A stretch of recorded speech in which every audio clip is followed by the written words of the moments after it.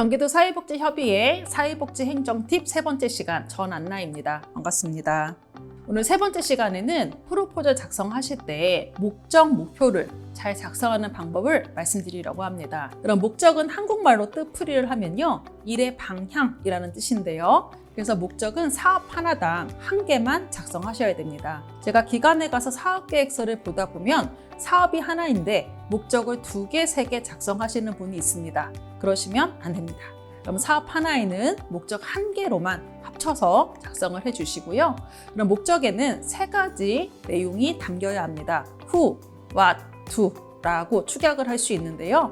먼저 내 사업에 참여하는 표적 집단이 누구인지 하셔야 됩니다. 예를 들어서 우리 사업명에 대상이라고 되어 있죠. 노인인지, 아동인지, 다문화 가족인지, 이주 여성인지 대상을 정확하게 지정을 해주시고요. What에서는 문제가 뭔지를 작성해 주셔야 합니다. 배가 고픈 게 문제인지, 외로운 게 문제인지, 공부를 못하는 게 문제인지, 고립된 게 문제인지를 What에 넣어주시고요. 마지막 2에는 그 일의 방향을 제시를 해주면 좋습니다. 그래서 우리가 목적을 작성할 때는요, 여러 가지 형태로 작성을 할 수 있지만 가장 쉽게 작성하는 틀을 말씀드리겠습니다. 저는 목적을 작성할 때요, 누구의 어떤 문제를 어떻게 한다라는 이 틀 안에 넣어서 작성을 하고 있습니다. 보통 사회복지사들이 많이 작성하는 방향 제시가 있어요. 증가한다, 유지한다, 감소한다, 지원한다, 향상한다 등의 단어를 사용해 주시면 좋습니다.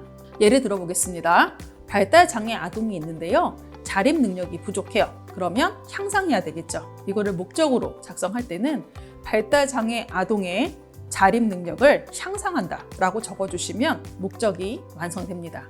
오늘 우리가 하고 있는 이 동영상 강의는요, 사회복지사 종사자의 글쓰기 역량이 부족한 부분을 강화하기 위해서 촬영을 하고 있는데요. 혹시 이런 직원교육을 계획을 하고 있다면 목적을 이렇게 쓰면 좋겠습니다. 사회복지 종사자의 글쓰기 역량을 강화한다. 그러면 기본 틀 기억해 주세요. 누구의 어떤 문제를 어떻게 한다 라는 틀에 넣는 겁니다. 그러면 장애인분들이 이동권이 충분하지 않죠? 증진하는 게 맞습니다. 그럼 어떻게 써야 될까요? 장애인의 이동권을 증진한다 라고 적어주세요. 좀 더 예시를 들어보겠습니다. 그럼 거동픈 어르신, 일상생활 어려우시죠? 그럼 지원을 해드리는 게 맞죠?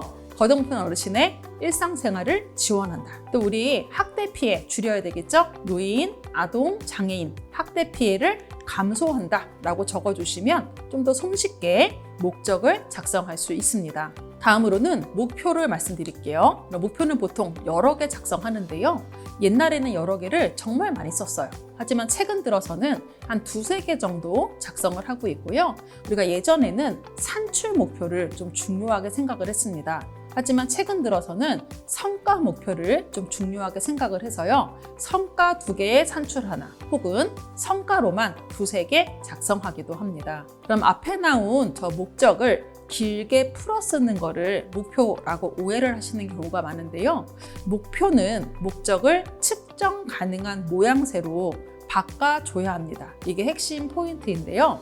그럼 피터 드러커가 이런 이야기를 하였어요. 측정할 수 없는 것은 관리할 수 없다.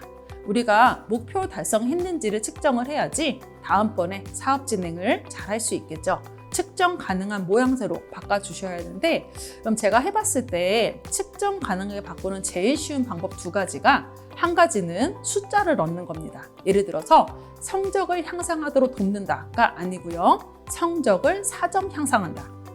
자립기술을 습득하도록 지원한다가 아니고요, 자립기술을 3개 습득한다. 기관 홍보를 열심히 한다가 아니고요, 신규 회원 5명 등록, 이렇게 숫자를 넣어주시면 측정이 가능해집니다. 근데 목표를 작성하다 보면요, 숫자를 넣기가 조금 애매할 때가 있어요. 그러면 그럴 때는 OX로 표기할 수 있도록 작성해 주셔도 좋습니다. 예를 들면 자립 능력을 증진한다가 아니고요, 시설 퇴소 여부, 공부를 열심히 하도록 독려한다가 아니고요, 상급학교 진학 여부, 국적취득 여부, 취업 여부, 탈수금 여부로 작성을 하면 측정 가능한 목표가 됩니다. 그럼 목표는 또 두 가지로 나뉘게 되는데요. 산출 목표와 성과 목표가 있습니다. 그런 산출 목표는요, 제가 화면에 넣어드린 예시처럼 몇 명, 몇 건, 몇 시간 이런 식으로 작성을 하는 거고요. 성과 목표는 초기, 중기, 장기 성과로 나뉘게 됩니다. 제가 화면에 사회복지사들이 제일 많이 쓰는 성과 목표 샘플들을 넣어드렸으니까 참고하시면 좋겠습니다. 오늘 우리 세 번째 시간에는요, 선생님들께서 목적과 목표를 작성할 때 어떻게 해야지 잘 작성할 수 있는지 항목에 대해서 이해하는 시간을 가졌습니다. 그럼 목적은요, 누구의 어떤 문제를 어떻게 한다라는 형태로 작성해 주시고요. 목표는 측정 가능하게 산출 목표와 성과 목표를 나눠서 작성해 주시면 바른 작성법이 됩니다. 경청해 주셔서 감사합니다.